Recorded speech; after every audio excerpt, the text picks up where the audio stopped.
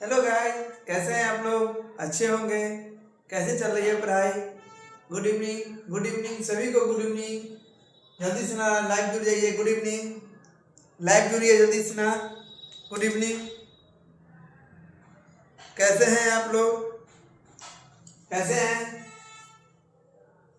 चलिए, अच्छे से हम लोग मेहनत कर रहे हैं, इसका फल भी जरूर प्राप्त होगा। जैसा कि देख रहे हैं अभी आपका एनसीईआरटी जो है चैप्टर नंबर 5 जो है आपका चल रहा है। ठीक है, आज 5 का जो है वन लाइनर क्वेश्चन है और इसके बाद नेक्स्ट वीडियो आपका इसका एमसीक्यू भी आएगा। हम लोग एक चैप्टर को तीन बार पढ़ रहे हैं, तीन बार पढ़ रहे हैं। इसका मतलब समझ रहे हैं कि कितना मतलब प्लानिंग के साथ हम लोग पढ़ रहे हैं। ये आपको अभी मतलब कि जब एग्जाम में बैठेगा तब समझ में आएगा कि ये प्लानिंग कितना जबरदस्त था। ये बहुत ही सोचने समझने के बाद ये प्लानिंग हम लोग को समझ में आया है। चलिए हम लोग बिना देरी के हुए क्लास को शुरू करते हैं। परीक्षा को नाबूद करने के लिए हमारा जो वन लाइनर एमसीक्यू है और एनसीईआरटी बुक है, हम लोग एक बार फिर चलते हैं एनसीईआरटी की दुनिया में और एनसीईआरटी से रूबरू होते हैं कि एनसीईआरटी में आखिर है क्या जो हम लोग पढ़े थे। ठीक है, उसके बारे में देखना है। भारत दुनिया का 17वां मेगा जैव विविधता वाला देश है। क्या है? 17वां मेगा जैव विविधता वाला देश है। ठीक है, ठीक है, इसमें आप पढ़े थे, इसमें क्या पढ़े थे इस चीज को ध्यान दीजिएगा। क्या पढ़े थे उस चीज आप ध्यान दीजिएगा। यहाँ पर पढ़े क्या थे देखिएगा। आप देखे थे कि विविधता के मामला में आप पढ़ चुके हैं, उसी को थोड़ा जो है रिपीट कर लेते हैं। ठीक है, विविधता में, ठीक है, भारत क्या है? एक तो विश्व में और एक एशिया में। ठीक है, विश्व में क्या स्थान है? तो विश्व में 10वां स्थान है। क्या स्थान है? 10वां स्थान है। और एशिया में क्या स्थान है? तो चौथा स्थान है। क्या है? चौथा स्थान। ठीक है, ये आपको 4th स्थान है, आपको याद रखना है ये। ठीक है, इस चीज को पढ़ते हुए चलना है, चीज को पढ़ते हुए चलना है थोड़ा।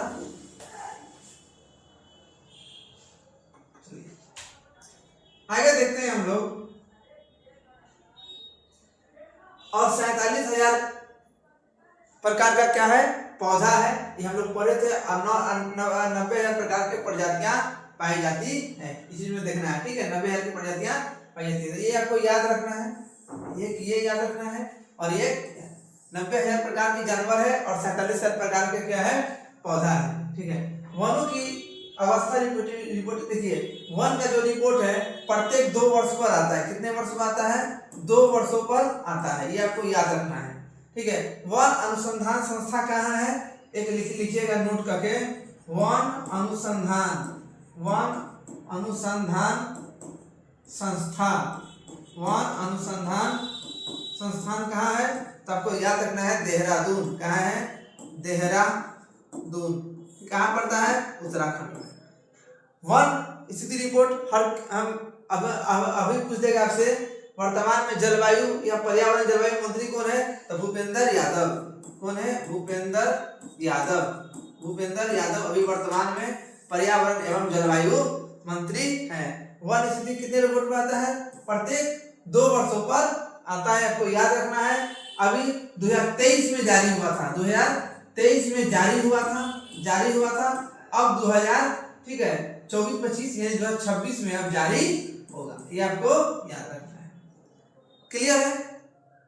समझ रहे हैं?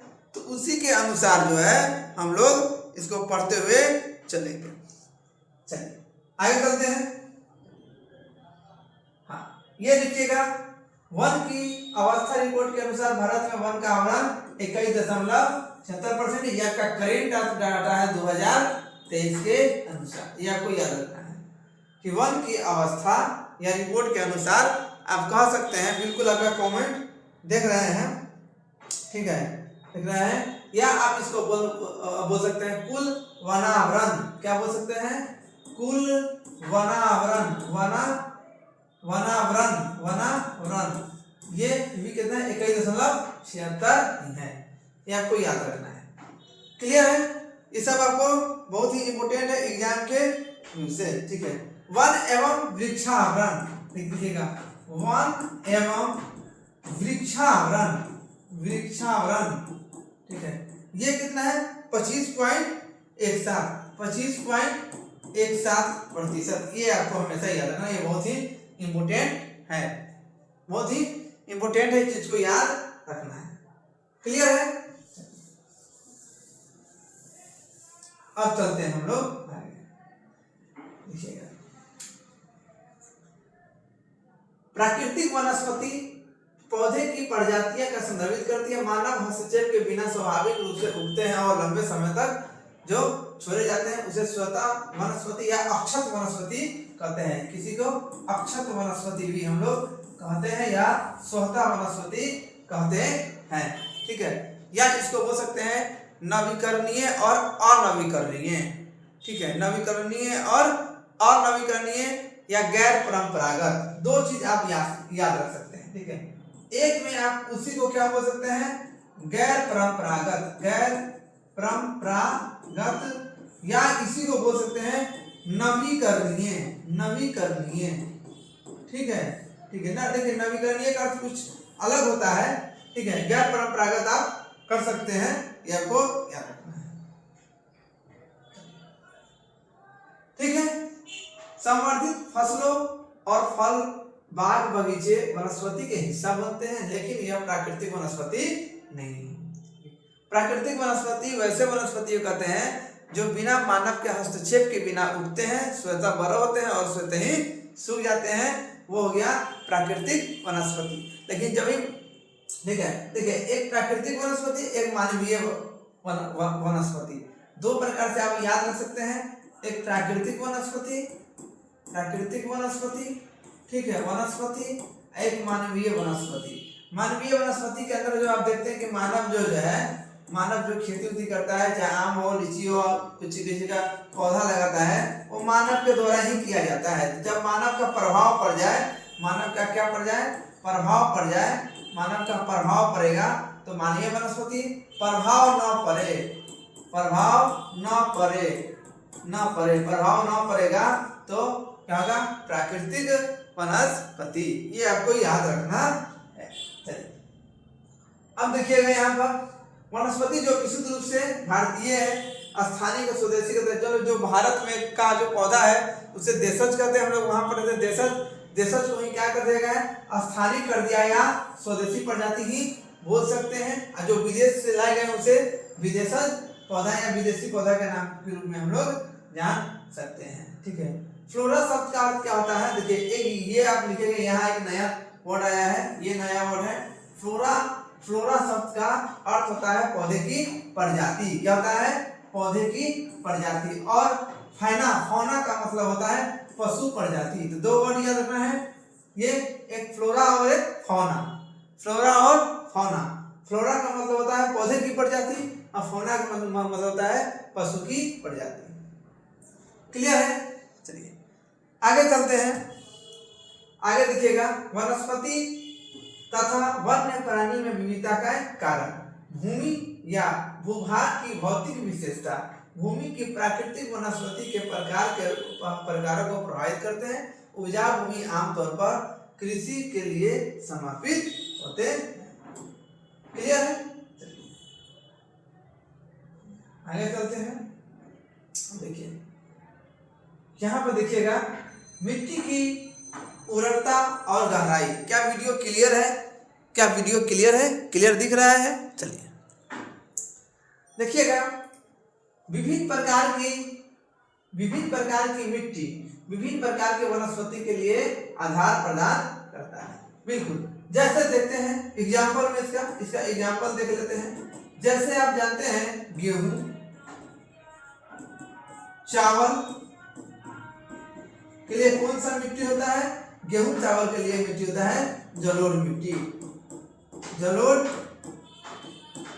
मिट्टी। इसके दो भाग आप पढ़े थे, एक पढ़े थे बांगर या भांगर, बांगर बोल लीजिए या बांगर बोल लीजिए, खादर बोल लीजिए या नवीन मिट्टी बोल लीजिए, नई मिट्टी बोल दीजिए, नई मिट्टी। ठीक, ये आपको याद रखना है।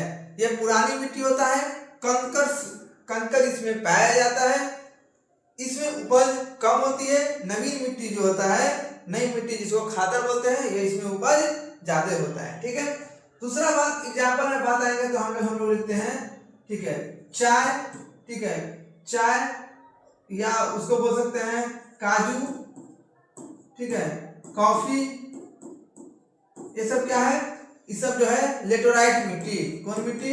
लेटोराइट मिट्टी, लेटोराइट मिट्टी। उसके बाद इम्पोर्टेंट आता है, यहाँ पर इम्पोर्टेंट आता है गन्ना। गन्ना किस मिट्टी? रेगुर मिट्टी, रेगुर मिट्टी, या इसको बोल सकते हैं काली मिट्टी। कौन? काली मिट्टी, या बोल सकते हैं कपासी मिट्टी, कपासी मिट्टी। ये आपको याद रखना है। ठीक है। एक बलुई मिट्टी होता है जिस पर तरबूज, खरबूज या कैक्टस या बहुत सारे प्रकार के कांटेदार वृक्ष जो होते हैं वो उगते हैं। मुख्य रूप से आपको जो बताना था वो हम आपको बता रहे हैं। क्लियर है? अब देखिएगा, मिट्टी की गहराई वाले पहाड़ी ढलानों में शंकुधारी पेड़ पाए जाते हैं। रेगिस्तान की जो रेतीली मिट्टी है कैक्टस, इसी के बारे में बोल रहे हैं, कैक्टस काली झाड़ियां समर्थन करती है, जबकि गीली दलदली डेल्टाई मिट्टी मैंग्रोव और डेल्टा वनस्पति का समर्थन करती है। क्लियर है? चलिए, हाँ, एक याद रखिएगा, एक होता है तराई प्रदेश, तराई प्रदेश, एक होता है तराई प्रदेश, एक भावर। क्या होता है? भावर।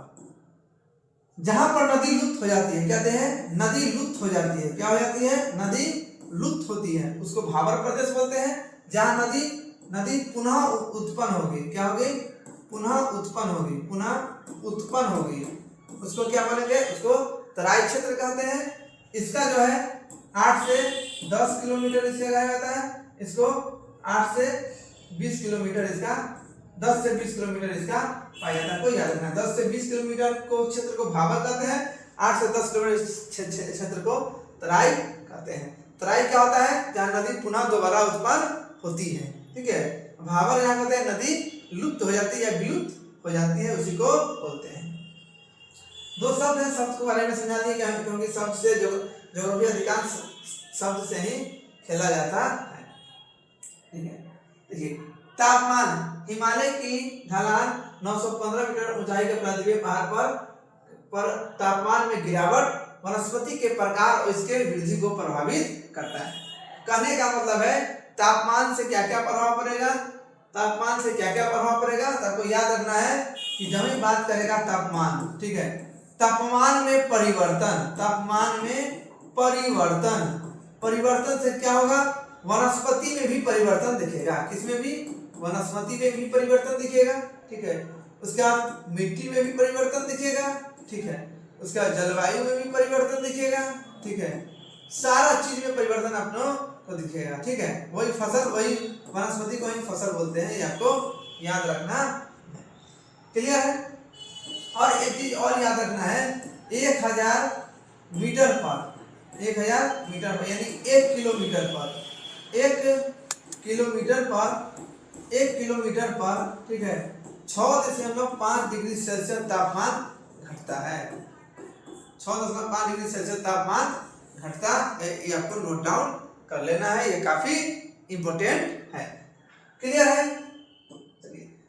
देखिए, अगर आप सीटेट का तैयारी कर रहे हैं, सीटीटी का तैयारी कर रहे हैं, तो आपके लिए ये चैप्टर काफी ही इंपोर्टेंट साबित होगा। इससे प्रश्न अधिकांशतः खूब बनते हैं। एनसीईआरटी में 915 मीटर की ऊंचाई पर तापमान गिरने लगता है, आपको याद रखना है। ठीक है, और उष्णकटिबंधीय से उपोष्णकटिबंधीय, उष्ण और उपोष्ण, ठीक है, उष्ण यानी गर्म वाला भाग, उपोष्ण यानी कुछ गर्म और कुछ ठंडा, शीतोष्ण कुछ गर्म कुछ ठंडा, वही वाला। अल्पाइन यानी अत्यधिक ऊंचाई पर में बदलती है, किसके अनुसार? तो तापमान के अनुसार परिवर्तन होता है। अब इस थोड़ा ये बॉक्स है, इस बॉक्स को देख लेते हैं, जो डाटा है बहुत सारे। दोस्तों, ये जो डाटा है ये आपको काफी, अगर डाटा याद करते हैं तो क्वेश्चन को सिलेक्ट करने में और आंसर देने में काफी आसानी होगी। पहला है उष्णकटिबंधीय। उष्णकटिबंधीय क्षेत्र किसको बोलते हैं? जहां तापमान 20 डिग्री से अधिक हो, यानी गर्मी वाला क्षेत्र क्या हो? अधिक हो। उष्ण यानी गर्मी वाला क्षेत्र। कैसा वाला क्षेत्र? गर्मी वाला क्षेत्र होगा उसे उष्ण तापमान 20 डिग्री से अधिक। जनवरी और में इसका तापमान 18 डिग्री सेल्सियस से अधिक रहता है। उस स्थान पर भी जहां पर आप भूमध्य रेखा और विषुवत रेखा देखते हैं, डोल्टन पेटी देखते हैं। जैसे मैं आपको बता दें, अगर ये दिख रहा है तो यहाँ आपको बता दें, यहाँ पर बताते हैं। जैसे ये आपको दिख रहा है, आप देखे थे 1, 2 और 3, 2 ही दिन आपको याद रखना है। तो आपको देखे थे 0 डिग्री सेल्सियस देखे थे। उसके बाद ये देखे थे 1 जो है ना, देखिएगा 0 डिग्री सेल्सियस की है 23.5 डिग्री, ठीक है, और ये है 23.5 डिग्री। 0 डिग्री में आप पढ़े थे भूमध्य रेखा या विषुवत रेखा। भूमध्य रेखा बोल दीजिए या विषुवत रेखा। 5 डिग्री उत्तर, 5 डिग्री दक्षिण, यह जो होता है इसको डोल्टन पेटी कहते हैं। उष्णकटिबंधीय क्षेत्र। ठीक है, आपको याद रखना है, ठीक है, यानी 5 डिग्री नॉर्थ और 5 डिग्री साउथ क्या होता है? डोल्टन पेटी। क्या है? डोल्टन पेटी, ठीक है। 5 डिग्री उत्तर, 35 डिग्री 30 से 35 डिग्री जो होता है, ठीक है, अश्व अक्षांश। क्या होता है? अश्व अक्षांश। 30 से 35 डिग्री जो होता है, अश्व अक्षांश 30 से 35 डिग्री जो होता है, आपको 30 से 35 डिग्री आपको याद रखना। ये क्वेश्चन हमेशा बनते रहता है। चलिए देखिएगा, कोई पाला नहीं गिरता, यानी ठंडा जो होता है, बर्फ जो होता है नहीं गिरता है, ठीक है। ये गर्मी वाला आज में कोई पाला नहीं गिरता है। स्टेटमेंट भी आपसे यहाँ से बना सकता है, ठीक है। उपोष्ण यानी कुछ जो है उससे कम गर्म वाला भाग। 17 से 24 डिग्री सेल्सियस तापमान बढ़ेगा तो गर्मी का घटेगा। तापमान बढ़ेगा, गर्मी घटेगा। तापमान घटेगा, ठंडा बढ़ेगा। तापमान बढ़ेगा, गर्मी बढ़ेगा, ठीक है।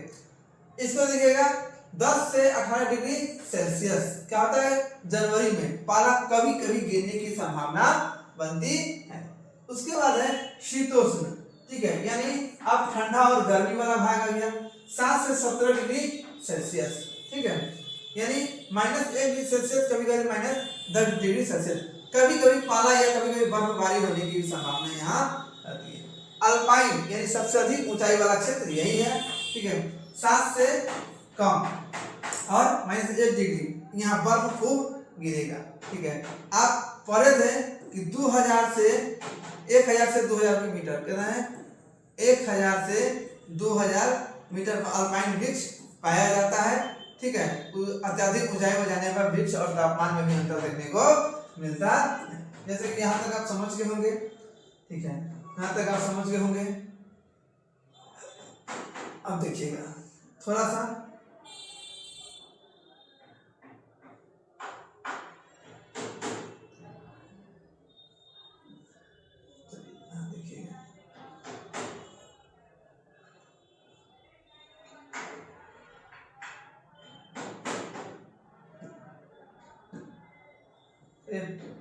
फर्क नहीं पड़ रहा है, इसको पता नहीं क्या हो गया इसको।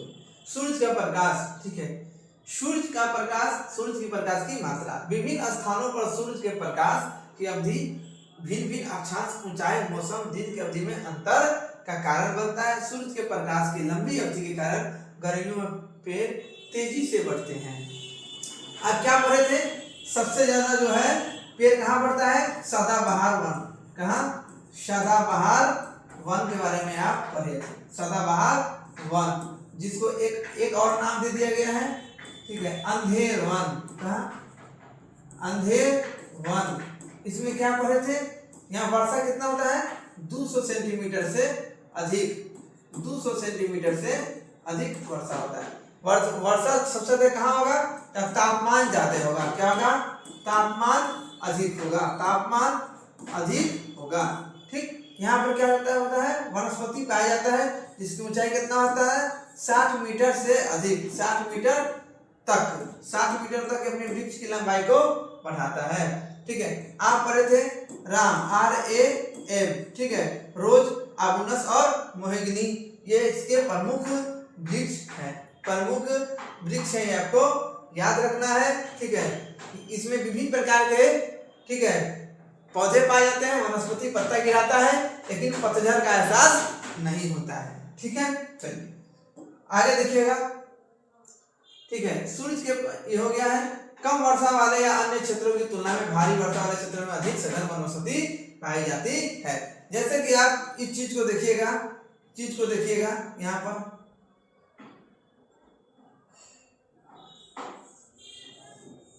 इस चीज को देखिएगा, यहाँ पर शायद थोड़ी सी आपको फिगर देखने के बाद जो है थोड़ी सी अच्छी थोड़ा समझ में आ जाए। देखिएगा, इस चीज को देखिएगा, ये वाला क्षेत्र 1 नंबर, कुछ नंबरिंग कर देते हैं, और ये वाला क्षेत्र और ये वाला क्षेत्र, ठीक, 2 नंबर और 3 नंबर। थोड़ा इसको समझिएगा। क्या कहता है? कम वर्षा वाला स्थान। यहाँ देखते हैं अधिक ऊंचाई के कारण कम वर्षा होता है, कम वर्षा होता है। ठीक है, यहाँ भी वही हाल है। ठीक है, ऊंचाई अधिक है। यहाँ क्या है? वनस्पति का अभाव है। कौन क्षेत्र? यहाँ पर जो आपको है राजस्थान और गुजरात, पश्चिमी गुजरात बोल सकते हैं, पश्चिमी गुजरात। यहाँ पर वनस्पति की मात्रा कम होता है। क्या होता है? वनस्पति की मात्रा कम होता है। इसमें क्या होता है? वनस्पति कम होता है, वनस्पति कम होता है। कम क्यों? क्योंकि वर्षा की मात्रा क्या है? वर्षा की मात्रा कम है। ये आपको याद रखना है। क्लियर है? यहाँ तक समझ रहे होंगे। आप देखें सबसे ज्यादा वनस्पति की मात्रा ये देख रहे हैं। यहाँ पर आप मेघालय के बारे में पढ़े हैं, मेघालय। ठीक है, यहाँ पर एक जगह है मासिनराम। यहाँ पर थोड़ा है चेरापूंजी। कौन सी पहाड़ी? खासी पहाड़ी, आपको याद रखना है, खासी पहाड़ी। ठीक है, कितना वर्षा? तो एनसीईआरटी के अनुसार, एनसीईआरटी बात करेगा, एनसीईआरटी 400 सेंटीमीटर, नहीं तो आपको 1180 सेंटीमीटर याद रखना है। फिर आपका ये वाला क्षेत्र है, वर्षा वाला क्षेत्र, पश्चिमी घाट, आपको याद रखना है। यहाँ भी 200 सेंटीमीटर से अधिक होता है। ये वाला जो भाग देख रहे हैं, ये वाला भाग यहाँ पर 100 से 200 सेंटीमीटर। ये चीज है, आपको बताया गया है। चीज को देखे होइएगा, याद होगा आपको। ठीक है, थोड़ा सा हम चीजों को देख लेते हैं कि हमारा वीडियो ठीक है। चलिए, समझ में आ रहा है? यहाँ तक कोई दिक्कत? चलिए, प्राकृतिक वनस्पति का महत्व। ठीक है, प्राकृतिक पर्यावरण गुणवत्ता में वृद्धि, स्थानीय जलवायु को नियंत्रण। देखिए, वनस्पति का महत्व क्या है कि एक तो इसे पर्यावरण की जो गुणवत्ता जो होता है, स्वच्छ वातावरण, यह इम्पोर्टेंट होगा। जलवायु को नियंत्रण भी कर रहता है, अनियमित समय में जो जलवायु होता है उसे नियंत्रित करता है। मृदा का कटाव रोकता है। अब देखिए भैया, बहुत सारे बांध वाले क्षेत्र में अगर आप रहते हैं, बांध जब टूटने लगता है तो हम लोग क्या करते हैं, अनेक प्रकार का बांस हो या वृक्ष हो, उसको काट के उसको मतलब उसके धारा के सामने रखते हैं ताकि कटाव कम हो। धारा प्रवाह को विनियमित करता है, रोकता है। ठीक है, विभिन्न उद्योग जैसे लकड़ी और खाद्य उद्योग का समर्थन करता है। कई समुदायों को आजीविका प्रदान करता है। वनस्पति से विभिन्न प्रकार के बनाए जाते हैं, जैसे आप सुने होइएगा टोकरी। ठीक है, बहुत सारे टोकरी है या खिलौना है, या पत्तल भी कह सकते हैं, पत्तल, बांस के भी पत्तल, सारा चीज जो है बांस से बना के उसे रोजगार का एक मतलब साधन है। मनोरंजन के लिए अदृश्य आप मनोरंजन में देखते हैं, बांसुरी के बारे में देख सकते हैं, बांसुरी या अनेक प्रकार के खिलौने,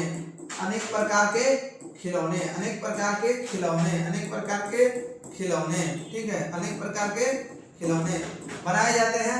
वन्य जीव का आश्रय प्रदान करता है। यानी सबसे इम्पोर्टेंट क्या है, अगर वनस्पति होगा तो जानवरों के लिए, जंतु के लिए काफी लाभदायक होगा।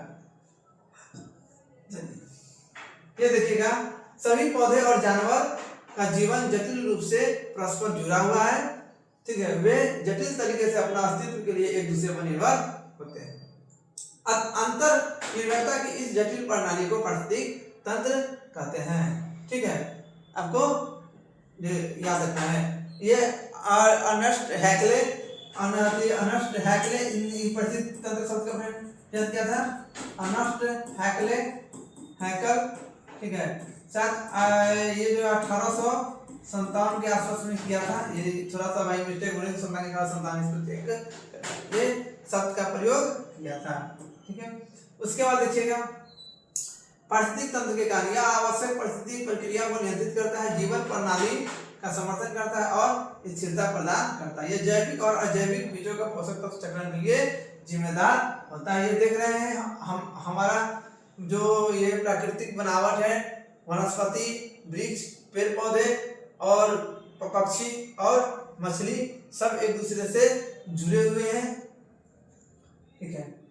देखिएगा यह आवश्यक पारिस्थितिक प्रक्रियाओं को नियंत्रित करता है, जीव प्राणी का समर्थन करता है और स्थिरता प्रदान करता है। जैविक और अजैविक घटकों के बीच पोषक तत्व का चक्रण के लिए जिम्मेदार पारिस्थितिक तंत्र में विभिन्न पौष्टिकता स्तरों के बीच संतुलन बनाए रखता है। यह जीवमंडल के माध्यम से खनिजों को चक्रियता करता है। अजैविक घटक कार्बनिक घटकों का संश्लेषण में मदद करता है, जिसमें ऊर्जा का आदान प्रदान भी होता है। यहाँ तक आपको क्लियर होगा, यहाँ तक समझ रहे हैं। विभिन्न प्रकार के वनस्पति और पशु जीवों के साथ पृथ्वी पर एक बड़े पारिस्थितिक तंत्र का बायोम के रूप में जाना जाता है।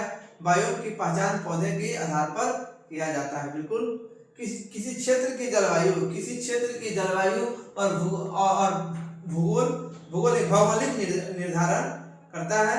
भूगोल नहीं, भौगोलिक होगा। यहाँ क्या भूगोल की जगह क्या होगा, भौगोलिक होगा, ये आपको याद रखना है। भौगोलिक निर्धारण करता है, ठीक है, कि उस क्षेत्र के किस प्रकार के बायोम मौजूद हो सकते हैं। प्रत्येक बायोम में कई पारिस्थितिक तंत्र होते हैं जिनके समुदाय और जलवायु बायोम के अंदर वातावरण के छोटे अंतर के लिए अनुकूलित होते हैं। यहाँ तक तो क्लियर है, यहाँ तक तो कोई दिक्कत नहीं होनी चाहिए। आप लोग को वनस्पति के प्रकार हम लोग पढ़ लिए हैं। उष्णकटिबंधीय सदाबहार वनस्पति यहाँ पे 200 सेंटीमीटर से अधिक, ये आपको याद रखना है। 200 सेंटीमीटर से अधिक वाले क्षेत्र में ये आपको याद रखना है, ठीक। उसके बाद ये जो पर्णपाती 100 से 200 आप देखे थे, 70 से 200 देखे थे, ठीक है। इसमें भी आप देखे थे क्या, एक पढ़े नम पर्णपाती, ठीक है। एक पढ़े थे उष्ण पर्णपाती, ठीक है, आपको देख लिए, ठीक है। जो 70 से 100 होगा ये होगा, और 100 से 200 होगा, सो ये होगा, ठीक है। आपको याद रखना है, इसलिए इसको 70 से 200, 100 से 200 बोला जाता है। उष्णकटिबंधीय कांटेदार और झाड़िये वन यहाँ 50 से कम कर सकते हैं या 70 से कम वर्षा, ठीक है। पर्वतीय वन यहाँ भी जो होगा वही 50 से कम या 10 से कम। राजस्थान में भी वही है। मैंग्रोव वन तटीय मैदान में होता है या डेल्टाई क्षेत्र में होता है, ठीक है। ये आपको सुंदरवन आपको याद होगा, सुंदरवन डेल्टा आपको याद होगा, तो यही डेल्टाई झाड़ी वाला क्षेत्र है, ये आपको याद रखना है। ये वनस्पति के 5 प्रकार है, 5 प्रकार आपको याद करना है, ठीक है। पहले यहाँ देख लीजिए, ठीक है। यहाँ जो है उष्णकटिबंधीय सदाबहार वन और कटीले पर्णपाती वन और पर्वतीय वन, मैंग्रोव वन और कटीले वन। जिस प्रकार आप जलवायु पढ़े थे, ठीक इसका संबंध किससे है, इसका संबंध वर्षा से है। आपको याद रखिएगा, आप पढ़े हुए इस चीज को वर्षा के बारे में पढ़े हुए। जहाँ जहाँ वर्षा अधिक होगा वहाँ वनस्पति सदाबहार बन पाएगा, जहाँ वनस्पति न के मात्रा में नहीं होगा वहाँ पर कटीदार बन पाएगा, जहाँ उससे कम होगा वो पर्णपाती वन, और ऊंचाई पर सबसे ज्यादा पर्वतीय वन, डेल्टाई क्षेत्र में मैंग्रोव वन पाए जाते हैं। ये उसी फिगर में बताया गया है। आप देख रहे हैं कि 7 सेक्टर में अरुणाचल प्रदेश को छुड़ा के अरुणाचल प्रदेश को छोड़कर बाकी जितने भी राज्य मेघालय, मणिपुर, त्रिपुरा, मिजोरम, ठीक है, इसमें आप यहाँ पर मेघालय वाला क्षेत्र देख सकते हैं। ये मेघालय वाला क्षेत्र है, ठीक है। ये कौन सा क्षेत्र है? मेघालय वाला क्षेत्र है, आपको बताया गया है मेघालय वाला है, ठीक है। यहीं पर आप खासी पहाड़ी है, कौन पहाड़ी है? खासी पहाड़ी, आपको याद रखना है, ये बताया गया है खासी पहाड़ी, ठीक है। अब इसमें तीनों लाइन है, गोरा, ठीक है, खासी और जयंतिया, तीन को पहाड़ी आपको याद रखना है, ठीक है। सर्वाधिक वर्षा खासी पहाड़ी में होता है, मासीराम प्लस चेरापूंजी। किस पहाड़ी पर है? तो खासी पहाड़ी पर है, सबसे ज्यादा वर्षा यही होता है। उसके बाद ये कुछ जो है डेल्टाई क्षेत्र जो है आपको याद रखना है, डेल्टाई क्षेत्र है, ठीक है। और यहाँ पर पश्चिमी घाट वाला जो क्षेत्र आपको दिखाई देता है, ये पश्चिमी घाट वाला जो क्षेत्र है, पश्चिमी घाट यहाँ पे जो है अभी बार बार रिपीट कर रहे हैं, जहाँ 200 सेंटीमीटर से अधिक वर्षा होगा वहां पर ये वनस्पति पाया जाएगा। कौन सा वनस्पति? सदाबहार वनस्पति, सदाबहार वनस्पति आपको याद रखना है।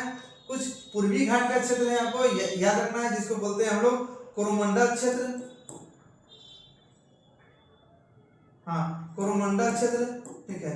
यहाँ पर देख रहे हैं, यहाँ पर जो है तमिलनाडु का क्षेत्र है, यहाँ भी आपको देखने को मिलेगा। हाँ, एक चीज आपको याद रखना है,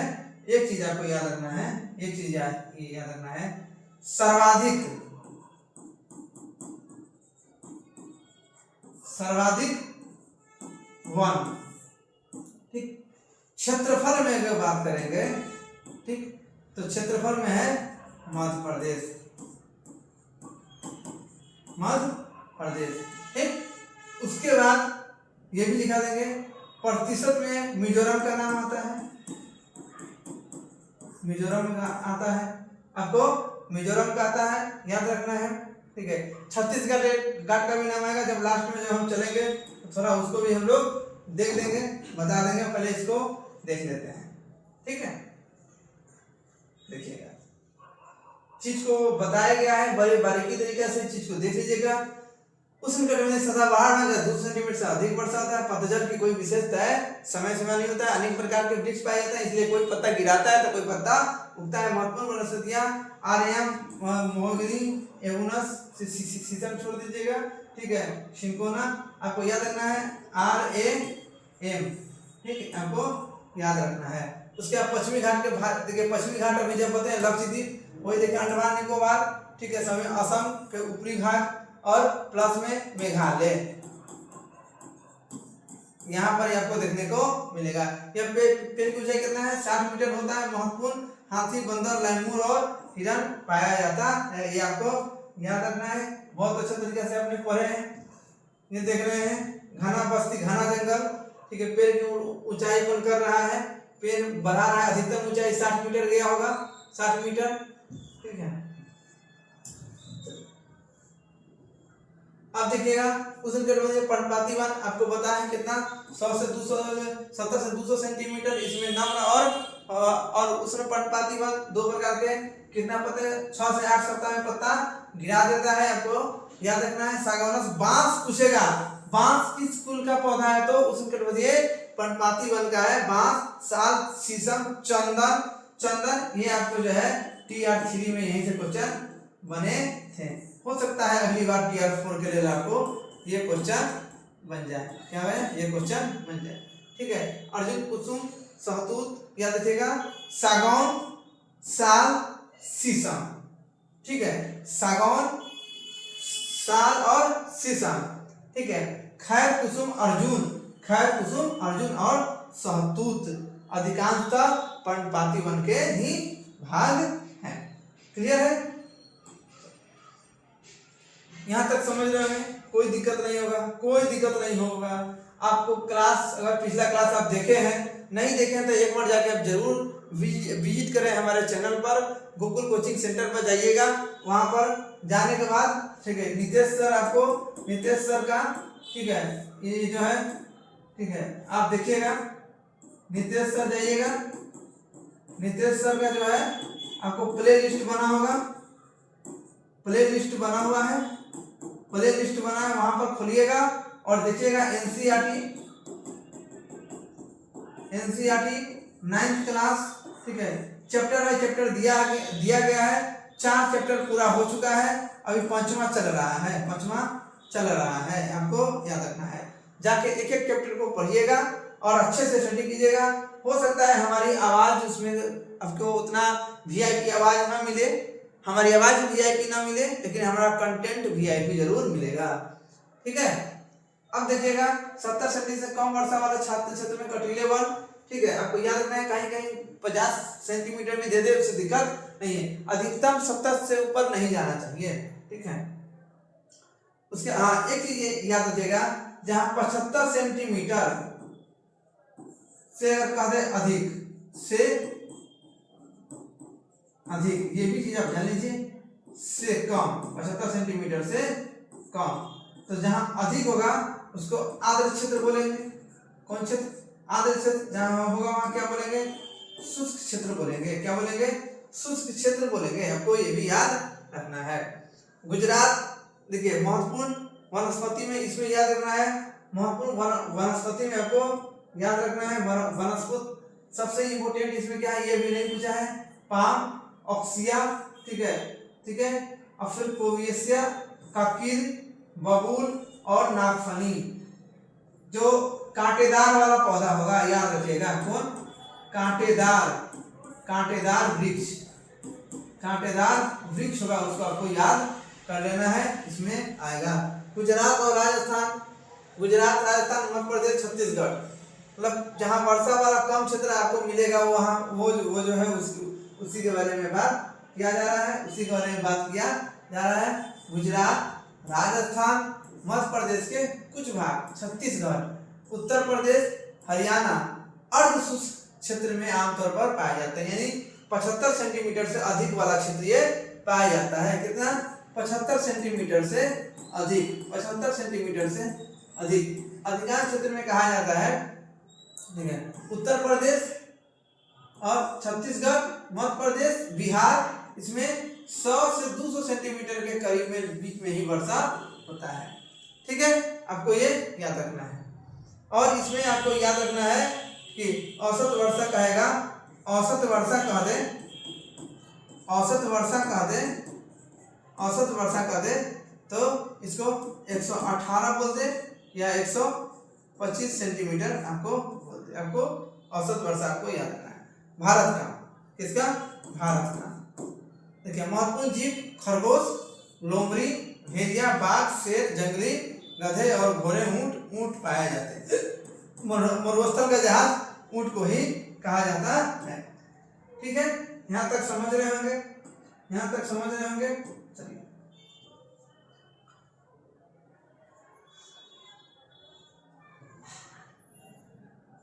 देखिएगा, यहाँ देखिएगा कटीले एवं झाड़ी वन, पर्वतीय वन, यह 3 प्रकार के पर्वतीय वन पाए जाते हैं। अब इसको देख लीजिए, इसके अंदर में 3 है, आर्द्र शीतोष्ण वन और अल्पाइन वन। सबसे अधिक ऊंचाई पर कौन वन पाया जाता है? Alpine one. कल इसी के बारे में आप लोग क्लास में देखे, नहीं देखे तो जान जाइए। शंकुधारी वृक्ष इसी को बोलते हैं, ठीक है। या टुंडा प्रदेश इसको बोल सकते हैं, जहाँ ठंडा वाला होगा टुंडा प्रदेश। अब इससे ऊपर कुछ नहीं होगा, टुंडा प्रदेश। घास की मात्रा यहाँ कम देखने को मिलेगा। अल्पाइन वृक्ष 3600 मीटर से अधिक ऊंचाई पर पाई जाती है। कितना? 3600 मीटर दे दे तब, या 3000 मीटर दे दे तब आपको याद रखना है, ठीक है। ऊंचाई पर पाई जाती, जैसे सिल्वर, फर, जूनिपर, पाइन्स और बर्च, ये आपको याद रखना है। सिल्वर, फर, जूनिपर, पाइन्स और बर्च, ये सब क्या है? अधिक ऊंचाई पर वनस्पति पाया जाता है। पर्वतीय वनस्पति में तापमान में कमी और ऊंचाई में वृद्धि के साथ साथ बदलता है, ये बात तो आप पहले ही देख चुके हैं। आर्द्र समशीतोष्ण वन, उदाहरण में ओक और चर्नेस्ट, ये आपको याद रखना है। ओक और चर्नेस्ट जो है किस वन का है? तो पर्वतीय वन का ही भाग है। पर्वतीय वन में एक वृक्ष पाया जाता है।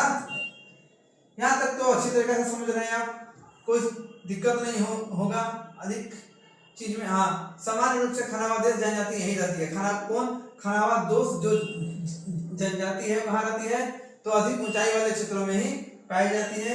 आप बहुत सारी चीज को देखे होइएगा, ठीक है। ये देखिए ऊंचाई के अनुसार वृक्ष अपना स्वरूप चेंज कर रहा है। क्या चेंज कर रहा है? तो स्वरूप बदल रहा है, स्वरूप बदल रहा है। स्वरूप परिवर्तन का जो है ये नमूना आपके सामने पेश किया गया है कि कैसे कैसे ऊंचाई के अनुसार ये बढ़ता है। ये क्या है? ये इसकी ऊंचाई है, ऊंचाई है। याद रखना है कितना? 1000 से 2000 मीटर। सबसे अधिक ऊंचाई जो होता है 3000 से 3600 जो मीटर ऊंचाई है, 3600, उसमें अल्पाइन वृक्ष, अल्पाइन, ये आपको याद रखना है, ठीक है। तापमान, जब ही ऊंचाई बढ़ेगा तापमान गिरेगा। क्या करेगा? ऊंचाई बढ़ेगा, ऊंचाई बढ़ेगा, बढ़ेगा तो क्या होगा? तापमान गिरेगा, तापमान में गिरावट, तापमान में गिरावट, तापमान में गिरावट होगा। ठंडा अधिक होगा, ठंडा प्रदेश होगा, ठंडा प्रदेश बोल सकते हैं या टुंडा, टुंडा प्रदेश इसको बोल सकते हैं। क्लियर है? अब देखिएगा कि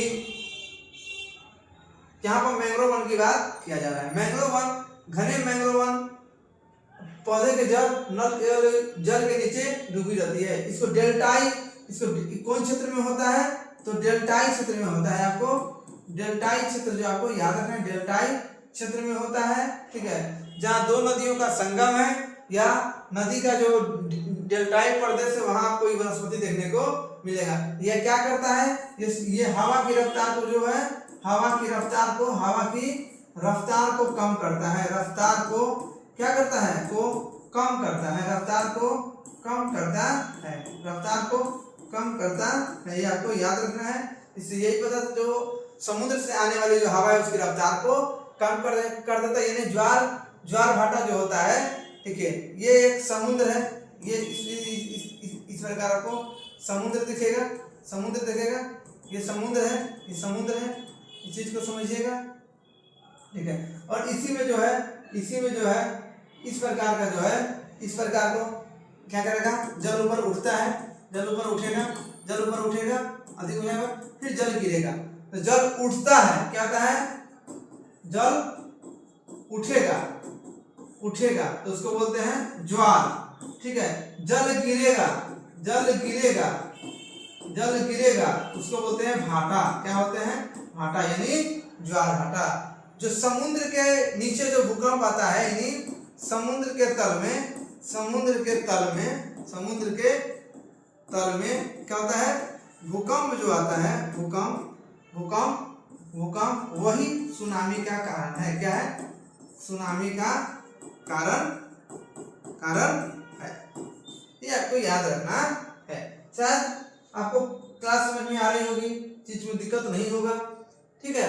भारत के डेल्टाई क्षेत्र में गंगा ब्रह्मपुत्र डेल्टा में कावेरी जो है, यहीं पर जो है गंगा ब्रह्मपुत्र जो डेल्टा है, यहीं पर Sundarban delta, Sundarban delta, Sundarban delta, सुंदरी नामक वृक्ष पाया जाता है, सुंदरी नामक वृक्ष पाया जाता है, नामक वृक्ष पाया जाता है। इसी का नाम सुंदरवन डेल्टा पर है। Bengal tiger, Bengal tiger, Bengal tiger आपको याद होगा, ठीक है।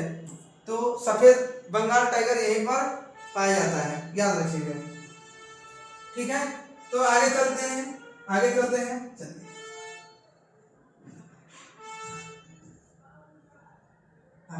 आगे चलते हैं। यहाँ पर हाँ कुछ दिया हुआ है, सुंदरी है, तार है, नारियल है, केयारा है और अगार, केयारा और अगार, ये क्या है? वो डेल्टाई प्रदेश में उगने वाले वनस्पति है, जहाँ रॉयल बंगाल टाइगर, कछुआ और रेतीले सांप भी पाए जाते हैं। छोटी सी बिंदु है, आप इसको भी नोट डाउन कर लीजिएगा। अगर नोट्स बना रहे हैं तो अच्छी बात है, नहीं बना रहे हैं तो बना ही लीजिएगा। मैंग्रोव वन, भारत में 9000 से अधिक पशु प्रजाति है, 2000 से अधिक क्या है?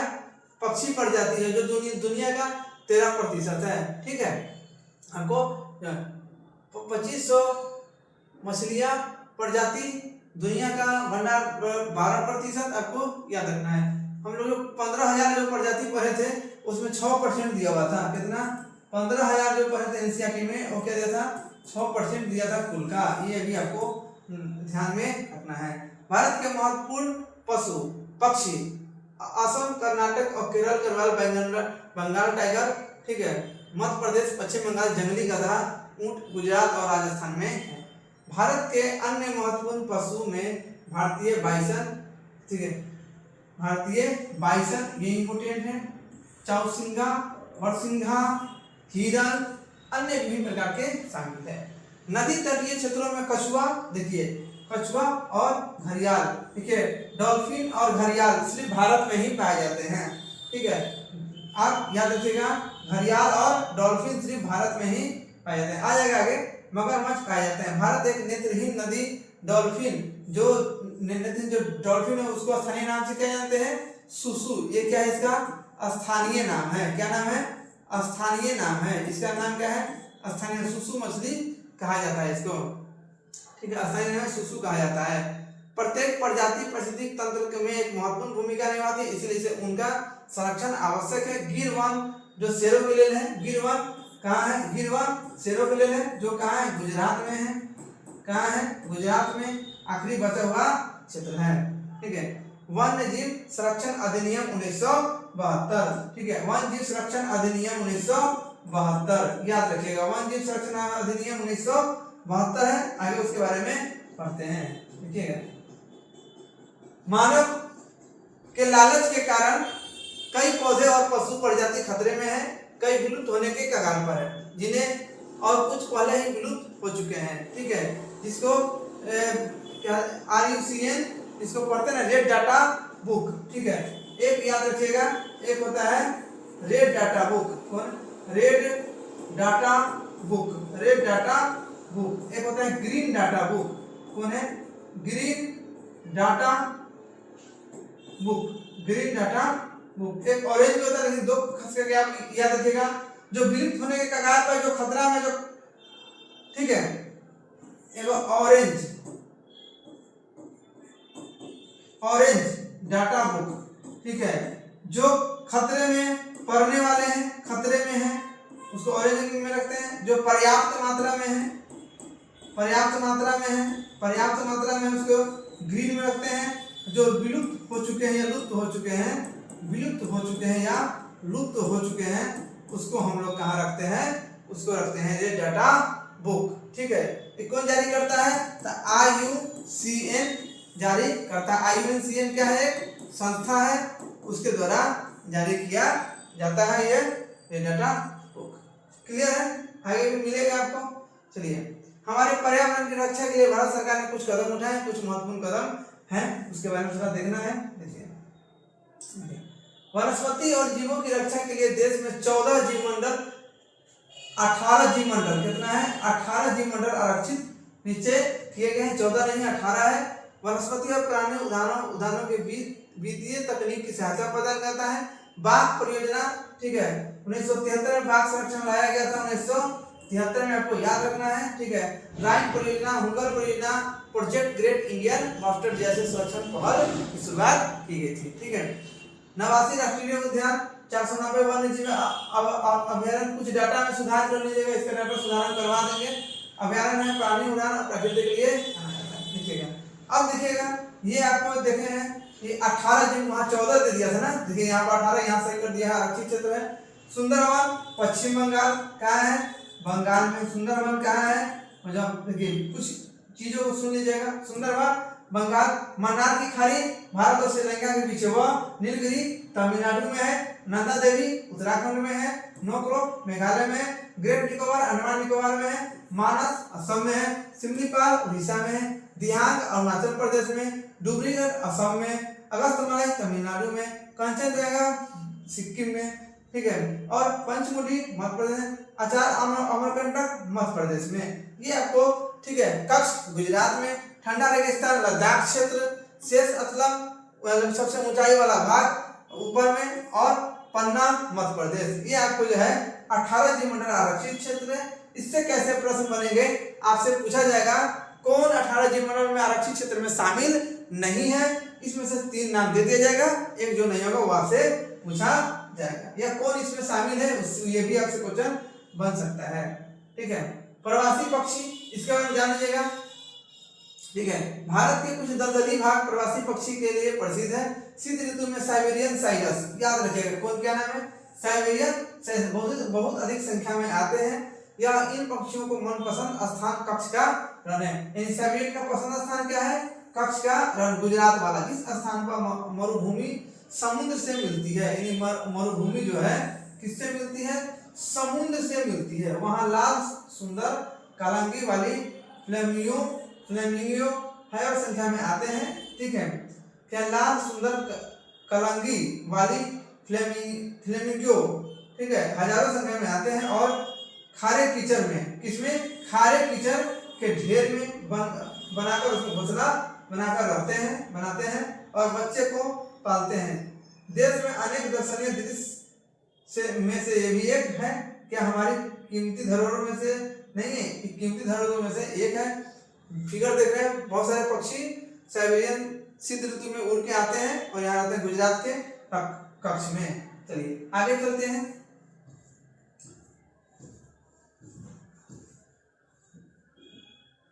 यहाँ देखिएगा ये क्या है, हाँ, भारत का वन्य प्राणी निश्चय। ठीक है, आप जो इम्पोर्टेंट है उसको आप याद रखिएगा। इम्पोर्टेंट है, दाक्षीगाम कहाँ है, जम्मू कश्मीर, कहाँ है, जम्मू कश्मीर, जम्मू कश्मीर, चीज को आप देखिएगा, बढ़ाएंगे, जम्मू कश्मीर। ठीक है, राजा जी और कार्बेट उत्तराखंड, क्या है, उत्तराखंड। ठीक, आपको याद रखना है। सरिस्का केवलादेव राष्ट्रीय उद्यान और रणथंभौर, ये बहुत इंपॉर्टेंट है, राजस्थान में है। कहाँ है, राजस्थान में है, आपको याद रखना है। ठीक है, उसके बाद राजगीर देख रहे हैं, राजगीर बिहार में है, राजगीर। उसके बाद चंद्रप्रभा भी उत्तर प्रदेश में है। ठीक है, सिमलीपाल, और सिमलीपाल कहाँ है, उड़ीसा में है। कहाँ है, उड़ीसा में, कहाँ है, उड़ीसा में। ठीक है, कन्हा याद रखिएगा, एमपी में है। कहाँ है, एमपी में। कहाँ है, एमपी में। ठीक है, मानस असम, मानस असम। काजीरंगा असम, काजीरंगा असम, ये आपको मानस और काजीरंगा असम में है, आपको याद रखना है। दुधवा राष्ट्रीय उद्यान यूपी, उत्तर प्रदेश, दुधवा राष्ट्रीय उद्यान उत्तर प्रदेश, आपको याद रखना है।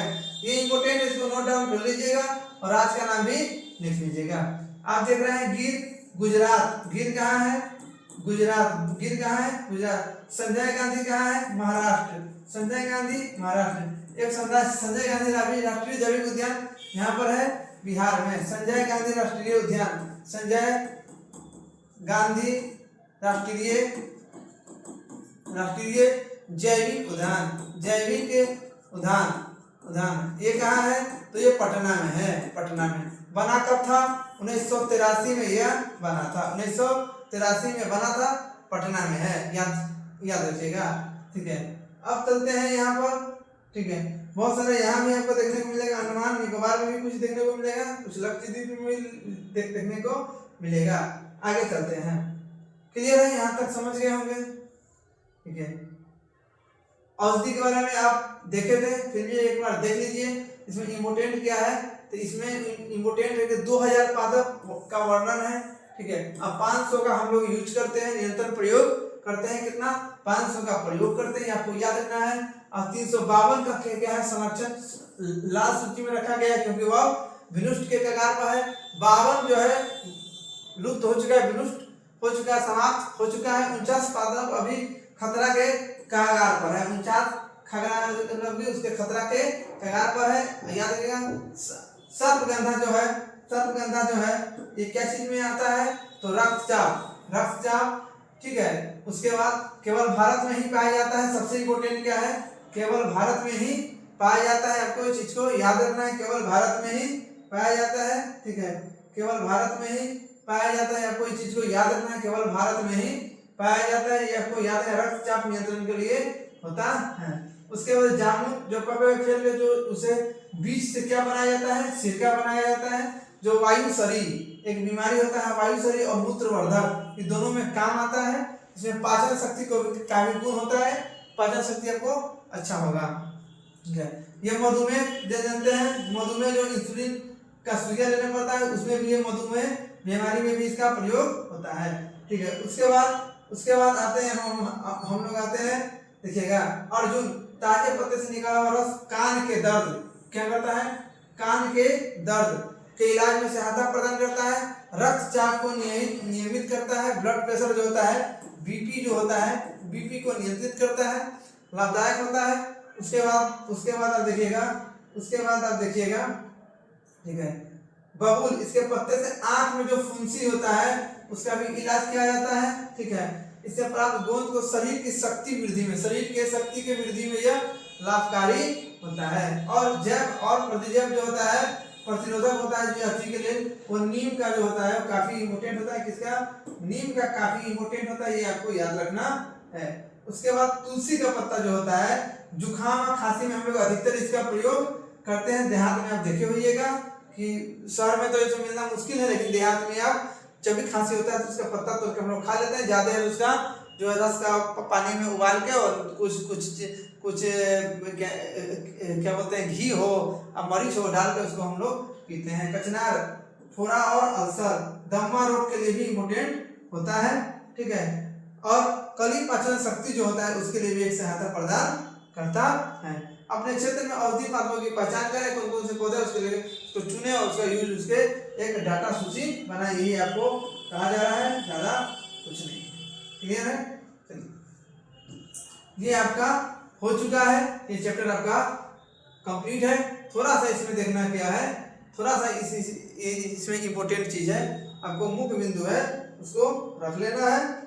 ठीक है, महत्व बिंदु रख लेना है। ठीक है, देखिए महत्व बिंदु रख लेना है। एक में आपको रखना है, एक में क्या रखना है, जो कुछ महत्वपूर्ण बिंदु है मैं उससे आपको बता दूं।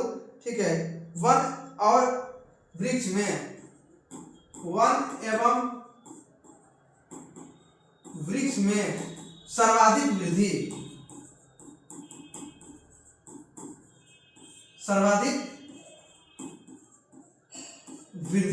छत्तीसगढ़ का नाम आप याद रखिएगा, छत्तीसगढ़, ये आपको याद रखना है। क्या है? छत्तीसगढ़। ठीक है, छत्तीसगढ़ कितना है?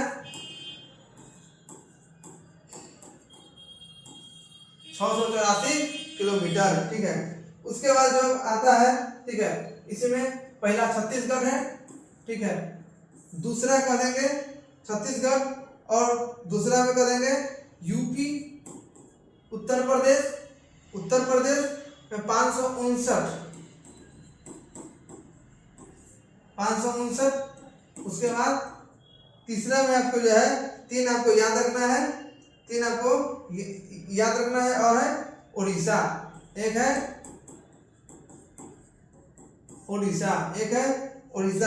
उड़ीसा में भी जो है, ठीक है, 559 ही आपको याद रखना है किलोमीटर स्क्वायर। ठीक है, दूसरा मुख्य बिंदु क्या है? दूसरा मुख्य बिंदु आपको याद रखना है। ठीक है, दूसरा मुख्य बिंदु याद रखना है, वन आवरण में सर्वाधिक वृद्धि, वन आवरण में सर्वाधिक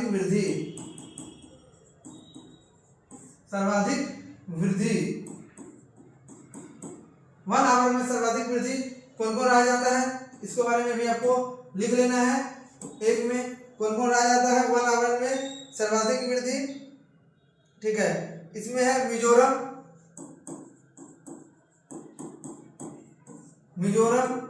दूसरा है मिजोरम। उसके बाद, ठीक है, उसके बाद आपको मिजोरम, गुजरात और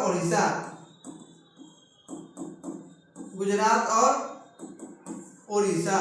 देखिए कुछ डाटा हम आपके लिए लाए हैं, उस चीज को नोट डाउन कर लीजिएगा। करेंट से जोड़ के है आपको याद रखना है। उसके बाद आपको आता है, ठीक है, तीसरा नंबर में आता है, ठीक है, आपको याद रखना है क्षेत्रफल में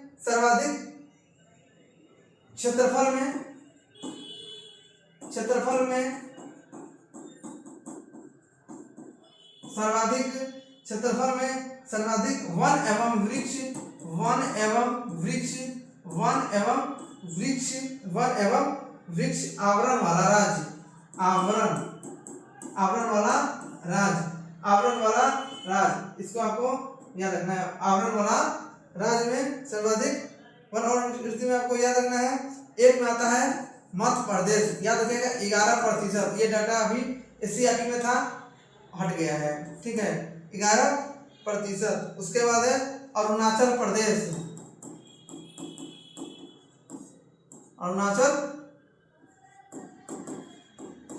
ठीक है। उसके बाद है तीसरा है महाराष्ट्र। तीसरा क्या है?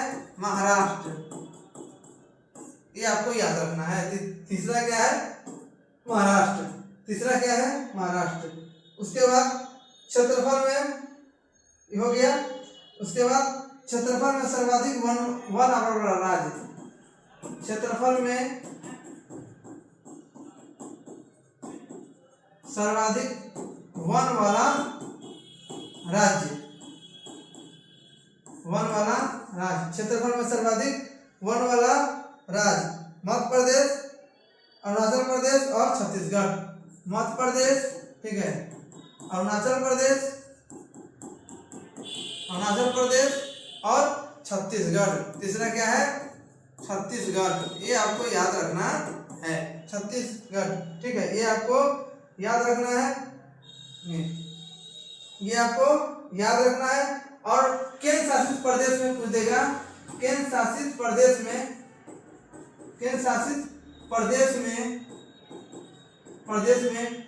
प्रतिशत में सर्वाधिक कौन है?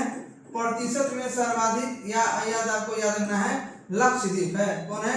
लक्षद्वीप, वही लक्षद्वीप जो कि पढ़ते हैं, लक्षद्वीप है, ये आपको याद रखना है, ठीक है, लक्षद्वीप है। उसके बाद दूसरा मिजोरम है और तीसरा है अंडमान, ये आपको याद रखना है। कुछ डाटा था आपको बता दिया गया है, इसको आप याद रखिएगा, ठीक है, ये आपको याद रखना है, काफी ही इम्पोर्टेंट था, इसलिए आपको ये लिखा दिया गया है। अब इसका आप अध्ययन कर लीजिएगा, जो भी लेना चाहते हैं स्क्रीनशॉट ले लीजिएगा और लिख लीजिएगा इसको, ठीक है। तो हम लोग का आज का क्लास खत्म होता है, फिर हम लोग मिलते हैं नेक्स्ट वीडियो में, एक नए सेशन में, एक नए अंदाज में और एक नए कंटेंट के साथ, ठीक है। कंटेंट आपको अच्छा लगे तो प्लीज जो है इसका आप हमको लाइक जरूर करें, शेयर भी करें, क्या करें? शेयर भी जरूर करें। जितने भी सीटीईटी, ठीक है, रेलवे, आपको फिर से बता दें, रेलवे, ठीक है, बीपीएससी, ठीक है, दरोगा, ठीक है, बिहार पुलिस, ठीक है,